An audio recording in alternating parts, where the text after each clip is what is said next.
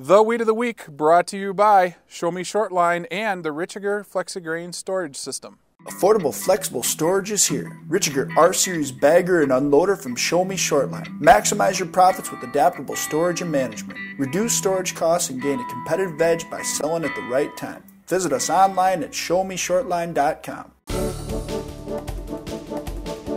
Our weed of the week is Meadow Anemone. We've got some fun weeds that we want to talk about, but this one is actually a pretty tough perennial weed. And one of the big things is identifying these weeds and knowing what you're fighting. And again, Brian, you've got some crazy terms to describe this weed. Not really crazy. Akene, I kind of like that one. Akene, that's the fruit, and that's what holds the seeds. And then basil, and that's basically where the main stem comes up, and then there are leaves off that main stem. There are no branches to it, in other words. So basil and Akene. Well, nice. So anyway, if you've got a basil akene weed out there, you know it's probably Meadow Anemone. That's one of the tough ones. But if you've got it in grasslands, it is difficult to control because it's a perennial weed that has lots of rhizomes under the ground. The best thing that we found for controlling it has been a high rate of tordon. But if you're in an area like this where you've got trees right behind you, you've got to be pretty careful. Yep, then you'd have to use something like 2,4-D. Just make sure you're not using tordon around trees. It will kill trees. And you know, we see this weed mainly because a lot of livestock, they really don't like it. It contains a sugar they just don't like to eat. That's why we see a lot of this weed in pastures. Now in crop ground, it's usually not a problem. Roundup will wipe it out. And in corn, if you don't have Roundup corn, you could certainly use something like Status. Should do a good job. In wheat, there are a lot of different products that will knock it back, and generally it's not a big problem in wheat anyway. All right, well, if you have Meadow Anemone,